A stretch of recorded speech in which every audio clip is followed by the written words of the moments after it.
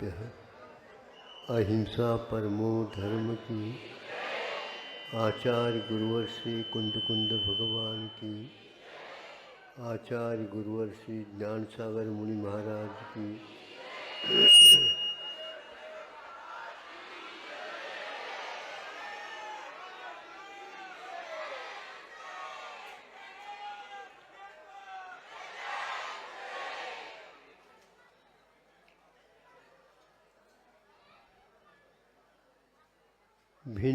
भिन्न जीवों के पास भिन्न भिन्न भावाभिव्यक्ति करने के साधन सामग्री विद्यमान रहते हैं।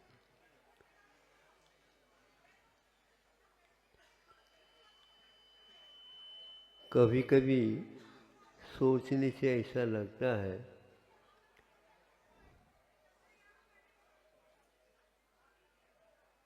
ध्यान लगाने के लिए या मन को शांत रखने के लिए भिन्न भिन्न चेष्टाएं की जाती हैं और करने के लिए शास्त्रों में विधान भी हैं। समयसार में एक स्थान पर उल्लेख किया है,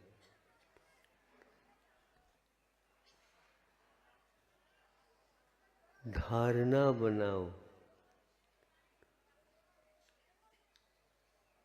यदि धारणा बनाते हैं मन की एकाग्रता हासिल होती,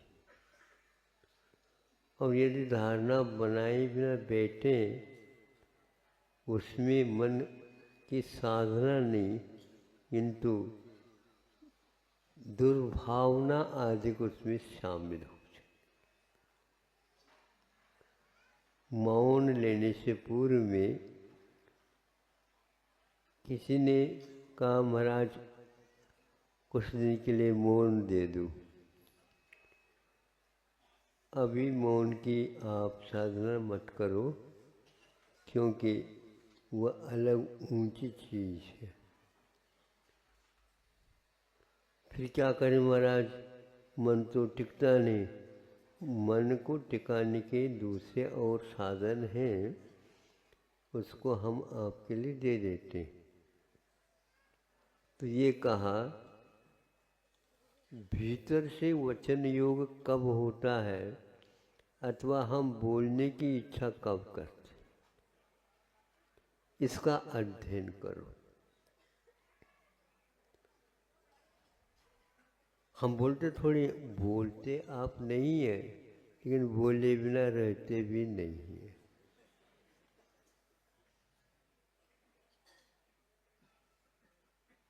ये कैसे? तो आपको देखना है, उसको देखते नहीं है, बैठे बैठे रहते हैं और घंटों निकल जाते हैं, क्या क्या भूल गए पता नहीं। ऐसा है नहीं। अंतर्मुहूर्त के उपरांत निश्चित रूप से वचन योग होगा, जिसने कुछ सोचा है तो। सोचता है फिर इसके उपरांत एक कदम आगे बढ़ जाता है वचन योग में। फिर इसके उपरांत उसमें शांति उसको नहीं मिलती है तो काय की चेष्टा और कर लेता। कोई व्यक्ति सुनने वाला नहीं है तो उसको बुलाता है, अथवा शांत बैठा बैठा ही दूसरे कोई व्यक्ति आ गए पास, वो थोड़े से थके हुए थे, बैठना चाहते थे, तो उनको देखा तो अब ये हमारे लिए आए हैं। चालू हो गए बोलना आपका, और 10-15 मिनट हो गए, पूछ तो ले कम से कम आप कहाँ से आए। तो वो भी पूछता है आप कब से बैठे यहाँ पर। चालू हो गई वार्ता। हम बोलते नहीं, यदि संकोच हो गया तो भैया पूछो नहीं उनसे, कहीं गुस्सा न हो जाए। लेकिन मन में कुछ न कुछ तो ये उठता रहता उन व्यक्तियों को लेकर के। वो व्यक्ति आपके लिए सोचने के लिए बाध्य नहीं कर रहे हैं, लेकिन आप सोच रहे हैं। फिर धीरे धीरे जो व्यक्ति दो बैठे थे उन्होंने भी सोचा कि ये कुछ हमसे बोलना भी चाहते हैं या कुछ न कुछ तो विकल्प है। आपके मनोवचन काय की चेष्टा का यह स्वरूप किसी को ज्ञात रहे या न रहे, स्वयं को भी ज्ञात नहीं हो पाता। इसलिए मौन रहने वाले के लिए मन को भी बोलना चाहता है तो उसको चुप बिठाने की हिम्मत चाहिए, और उसकी इच्छा शक्ति प्रबल होती चली जाए तो भी नहीं, हमने संकल्प लिया है हम बोलेंगे नहीं। अब सामने वाला कुछ ऐसे निमित्त बन जाता है, हमें देख करके तो आपने मौन तो नहीं लिया, ये क्या हो रहा है ये, हा? मन कैसा बोलता है, शांत बैठता नहीं। अब आप सोच लीजिए, पूर्व कोटि वर्ष को भी किसी एक साधक ने संकल्प पूर्वक मन वचन काय की चेष्टा के साथ संकल्पबद्ध हुआ, मुझे किसी से बोलना नहीं। तभी से असंख्यात गुण निर्जरा प्रारंभ हो गई, तो ये दुर्लभ होती है निर्जरा। तो वह उसमें व्यवधान के लिए कोई न कोई कर्म का उदय और आएगा, ताकि आपको बोलने के लिए प्रेरित करता रहेगा। क्योंकि ये दुर्लभ तो है ही, पक्का है। पूर्व कोटि तो बहुत लंबी चौड़ी है आयु अवधि, लेकिन कितने अनुभाग के साथ उसने संकल्प लिया, क्या मान करके इससे बंद होता है। हम निर्जरा चाहते हैं, संवर चाहते हैं, पुरुषार्थ मूलक कोई भी व्यवधान आ जाए तो भी, जंगल में इस प्रकार के व्यवधान आना स्वाभाविक है।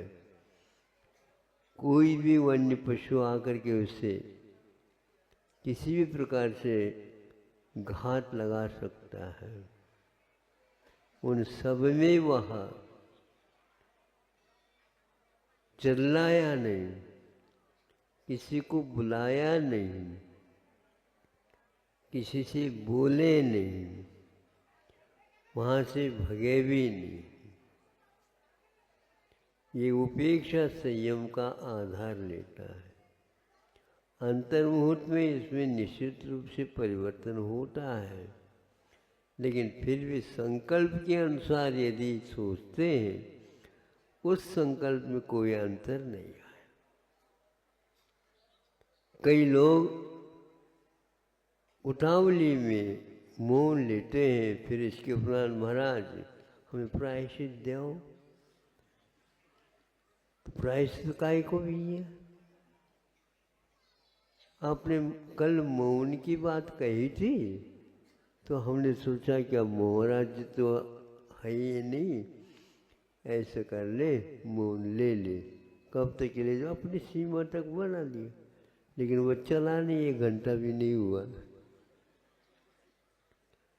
लिया था तो अब टूट गया, टूट गए तो हम क्या करें।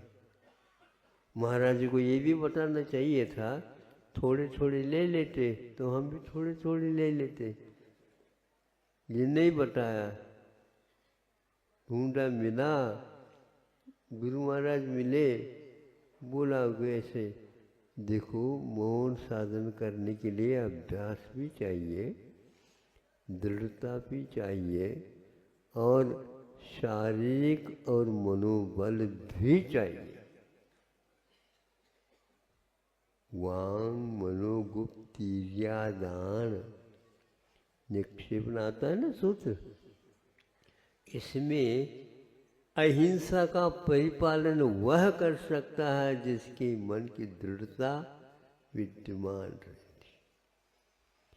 यदि आप वचन गुप्ति और मनोगुप्ति को नहीं रखोगे, महाव्रत की बात करोगे, तो महाव्रत से बात तो नहीं कर पाओगे, महाव्रत की बातें कर दोगे आप। मैं ऐसा करता हूँ यार, तू चुप बैठो, शांति रखो। यदि मनोगुप्ति नहीं है, मन की स्थिरता नहीं है, तो आचार्य उमास्वामी महाराज कह रहे हैं हम लोगों को, वृत्तियों को, आप मन की अस्थिरता के साथ तो कब तक ये चलाओगे। दूसरा कोई भी सहयोग दे या न दे, आपने अपनी तरफ से इसका संकल्प लिया है तो उसे निर्वाह करें। परस्पग्रो जीवानाम पितु कहा है, कहा तो है, इसमें कोई बाधा नहीं। पर के ऊपर उपकार करो, क्या कौन सा उपकार करो? ये उपकार करो पर के कारण आपने महाव्रत नहीं लिया। है क्या नहीं? सही है बात। तो पर की अपेक्षा रखो क्यों? वो तो सब कर्म के ऊपर आधारित है। सहयोग मिलना नहीं मिलना, और देखो इतना हमने बड़ा पुरुषार्थ किया, इतना लंबा चौड़ा जीवन को संयत बनाया, कुछ ना आप लोग वो कर भी नहीं रहे हैं। सहयोग तो कुछ देना, नियम तो ले लो थोड़ा सा, ताकि आपके कारण मेरा महाव्रत निभ जाए। अरे तुमने सोचा ही नहीं क्या होता। वो नहीं भी देता तो भी वह उसकी कोई अपेक्षा नहीं रखता।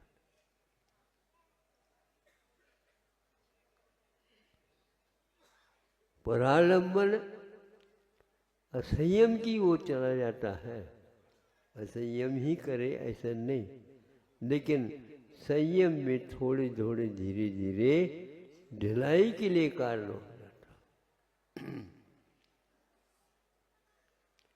अंत में संलेखना के समय पर मौन लेने के लिए भी कहा जाता है, क्योंकि बोला ही नहीं जा रहा तो कम से कम मौन तो ले ले।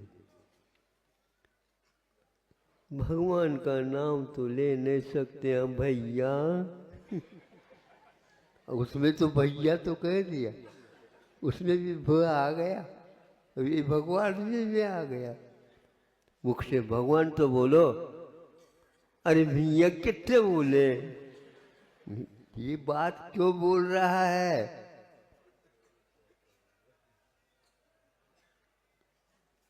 यह रोजमर्रा की बात है।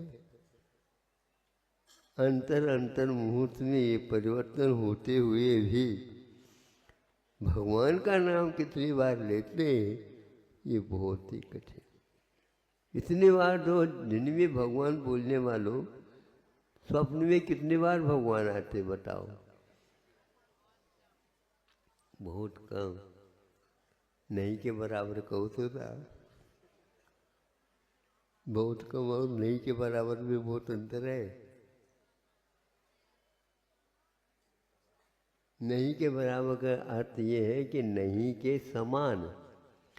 न समान अर्थ से जो है एक अर्थ होता है क्या?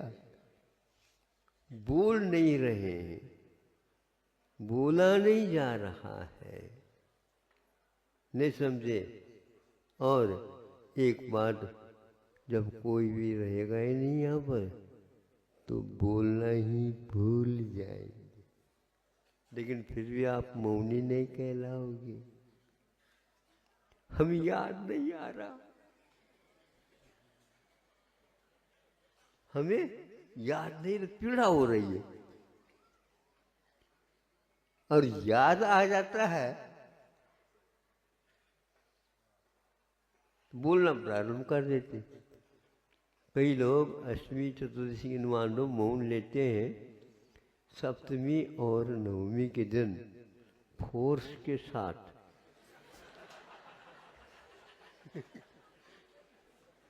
बोलते रहते। आप सुने या न सुने, वो तो कमर कस करके आज सुनाना है, बोलना प्रारंभ कर देते। नहीं चाहते हुए भी, हम नहीं सुनना चाहते तो वो नहीं सुनते सामने वाला, हमें कहने दो। क्या होता है इससे? थोड़ा सा हल्का होता है। तनाव को दूर करने के लिए भी ये बताया जा रहा है, उससे कुछ न कुछ तो बुलवाओ, उसको बातों में लगा दो। और जब बातों में लग जाता है तो आपको कहता है वो बैठ जाओ यहाँ पर, आपने बातों में लगाया मुझे, कोई न बोलूँगा। ये सिर दर्द होने लग जाता है। कई लोगों को बोलने से सिर दर्द नहीं होता, नहीं बोलने से सिर दर्द होता है। बुरा न मानियो। इधर आ जाओ, हम सुना देते हैं आपको। हाँ, धर्म की बातें सुना करो। हो, ये धर्म की बातें अब करेगा, उससे रहा नहीं जा रहा, ये नहीं बता रहा। अब वहाँ यदि नहीं आता समय पर, वो भी सोचता, उनको बुला, अरे हमारा काम करना था, उन्होंने कह दिया था मैं आऊँगा, क्यों नहीं आ रहा? नहीं आता तो अब पकड़ कर ले आओ। ये स्थिति होती है, आज भी होती आ रही है। किसी के लिए यदि कोई बोलने वाला नहीं है तो चैन नहीं पड़ती। इसलिए घर में बाल बच्चे रहे तो बहुत अच्छा है, नाती पोते के साथ तो कम से कम बोल ही ले।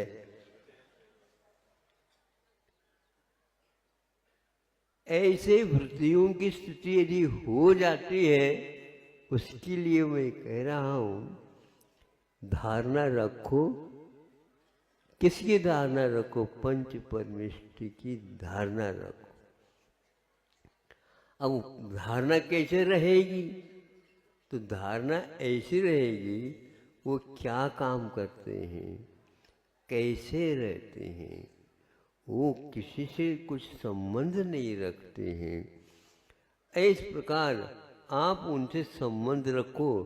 आपके उनके साथ संबंध रखने से उनको कुछ नहीं होता, लेकिन उनके गुणानुवाद में गुणस्मरण करने से, कर्तव्य के बारे में सोचने से हमारा मन अशुभ से बच करके शुभ की ओर आ जाता। अशुभ की ओर आने के उपरांत शुद्ध की ओर जाने में देर नहीं लगती, क्योंकि उससे छूट गया, बहुत बड़ा काम हो गया। इसलिए स्तुति पाठ इत्यादि करने का कोई निषेध नहीं किया है।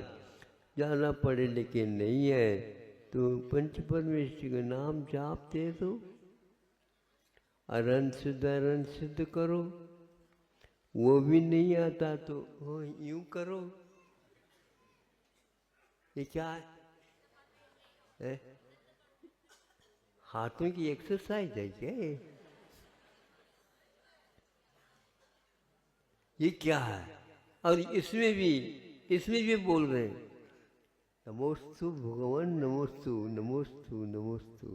तो ये सारे अवधारणा से आचार्यों ने हमारे लिए बताया 6 आवश्यक पलटे हैं, अगर आपके कर्म निर्जरा करने का ध्येय पूर्ण हो जाता है। प्रतिदिन का काम है, कोई सुने या न सुने। भगवान कभी सुनते हैं क्या आपकी बात? हे भगवान, एक बार तो सुन लो। हम सुनाते सुनाते थक गए, आंखों का पानी भी कम हो गया। अब क्या तो हमारे आंखों में पानी लाओ, नहीं है तो आप बोलो हमसे। बोलते नहीं भगवान। आपने कभी कोशिश की है? भगवान तो बोलते नहीं है, भगवान तो दर्शन मात्र देते हैं। बहुत अच्छा। वो बोले या न बोले, आप भगवान से बोल सकते हो क्या? नहीं। नियम क्या लिया बताओ। महाराज हम भगवान से बोलते नहीं है, वो नहीं बोलने का हमें नियम दे दो। हम नहीं दे सकते आपको। तो भगवान से बुलवाओ। देखो हम कोशिश कर लेते, कोशिश कर लेते हैं भगवान आपसे बोले। लेकिन भगवान से बोलने के लिए पूर्व में कौन सी भाषा होती है? भगवान कौन सी भाषा में बोलते हैं, तो उसको पहले सोच लो। तो उनकी कौन सी भाषा होती है? आप ही बता दो महाराज। उनकी मौन भाषा होती है। वो भाषा सीखने के बाद आ जाती। कैसे आ जाते? दुनिया की भाषा को भूल। ये पक्का है। ताली बजाना भी भाषा है।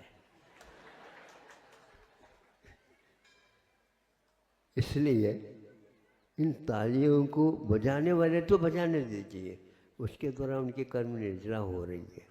हाँ, हमारी बात पर उन्होंने ताली बजा दी और किसी के लिए नहीं। अब इसमें कौन सी निर्जरा हो गई? इसमें कर्म की निर्जरा नहीं हुई, इसमें नो कर्म की निर्जरा हुई। नो कर्म का अर्थ शारीरिक निर्जरा, जीवनशील अवस्था आ जाए। आवश्यक नहीं पड़ेंगे आपके। इस प्रकार यदि आप भगवान से, ये भगवान आप सुनो या मत सुनो, लेकिन हमारी कर्म निर्जरा तो इस प्रकार करने से हो जाती है। इसे आगम में लिखा गया है। इसलिए बहुत अच्छा लगता है। दो व्यक्ति बैठते हैं और मौन धारण करना बहुत कठिन होता है, लेकिन भगवान तो दो है क्या? नहीं है। भगवान सामने बैठे हैं, हम दो है। इसके बीच में किसी को मत लाओ। आपका समय हो रहा है। वृत्ति का अर्थ ये है भगवान और हम, इन दो के बीच में यदि कोई भी नहीं आए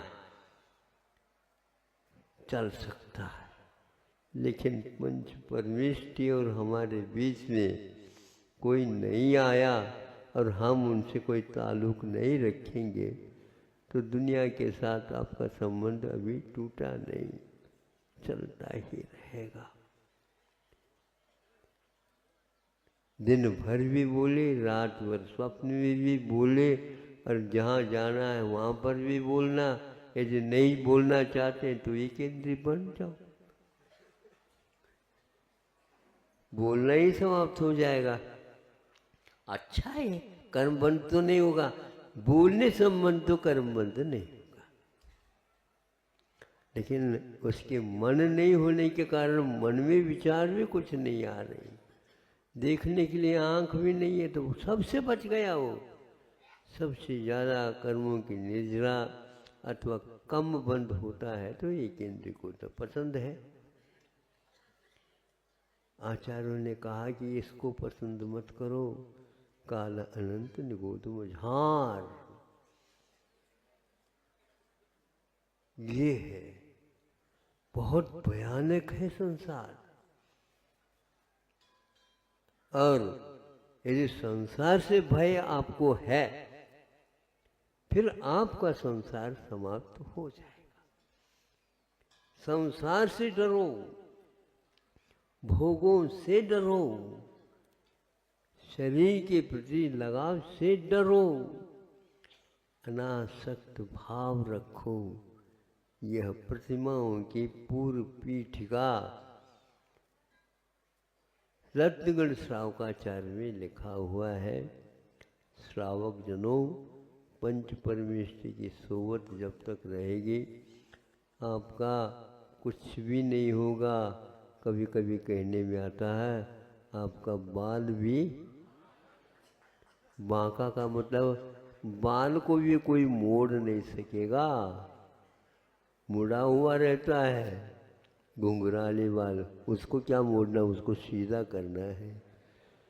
तो यहाँ मन में यदि कोई फितूरी है तो हम अच्छे जो व्यक्तित्व है उनसे संबंध छोड़ दिया, इसलिए ऐसा हुआ।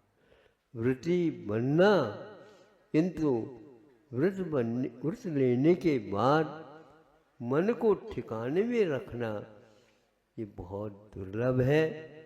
बनना भी दुर्लभ है तो ठिकाना रखना और दुर्लभ है। एकाध क्षण के लिए ठिकाना रखा और उससे 24 घंटा रखा तो था हम सुबह नहीं। 12 भावना का चिंतन करने का कोई समय निर्धारित नहीं है। जब जागे तब सवेरा वाली बात है। इसको याद रखते हुए हमें बनती कोशिश पंच परमेष्टि को पंच गुरु चरण शरणो दार्शनिक तत्व पतक रही है। पंच परमेष्टि ही हमारे लिए शरण लेने योग्य है। पंचायत मत करो, और बाकी जितने भी है सब पंचायत है। इसलिए आयतनों की आराधना करो, अनायतनों से छुट्टी लो, उससे बचो और इनमें रचो पचो। फिर बाद में संसार रह जाए तो हमें पूछ लेना, महाराज हमारा अभी भी संसार कटा नहीं। ऐसा नहीं, ऐसे कोई बनाने की बात है क्या? वो चाकू से इत्यादि बनार कर लो, नहीं। कर्म कटते हैं, कर्म बनते हैं भावों से। इस प्रकार पंच परमेष्टि की शरण लेना भी आज बहुत दुर्लभ है। अपने आप की शरण कितना कौन ले रहा है, आगम में सब लिखा हुआ है। पूरा पूरा लिखा हुआ है। शुद्धोपी की घड़ी क्षण कितनी बार आते हैं। और पंच परमेष्टि में यदि आलस हो गया तो कोई भी आपके लिए माई बाप नहीं। माई बाप का अर्थ समझते हो? हा? बहुत कठिन है। माता पिता, तुम ही माँ हो, तुम ही पिता हो, तुम ही भ्राता हो, तुम ही त्राता हो, तुम ही सब कुछ हो, लेकिन तुम ही सब ताऊ भी हो। ताऊ भी कहते हैं, ताऊ का अर्थ होता त्राता। भगवान को आप पुकार सकते हो, यही ताऊ। कष्टों से बचाऊ, तारो तारो भगवान। एक बुढ़िया थी, बोलती थी, अरंत सिद्ध साहू पार के लगाओ। हमने कहा ये बढ़िया है। बिल्कुल, आप इसमें स्वार्थ भले ही रखो, पार होने के उपरांत बहुत अच्छा लगेगा। कोई बचाना हारा नहीं है, पक्का है ये। इसलिए अब तो सजग हो जाओ। बड़े बाबा का कार्य पूर्ण होने वाला है। संग लगभग पूर्ण आने को है। बड़े बाबा तो जहाँ थे वहीं पर है। फिर इसके उपरांत क्या होता है, यहाँ के लोग या सब व्यवस्थित होगा। बहुत अच्छी बात है, आपकी धारणा बहुत अच्छी है कि यहाँ की धारणा बना करके आए हो। उसी प्रकार जहाँ कहीं भी जाते हो सद्धारणा के साथ जीवित रहे। अहिंसा परमो धर्म।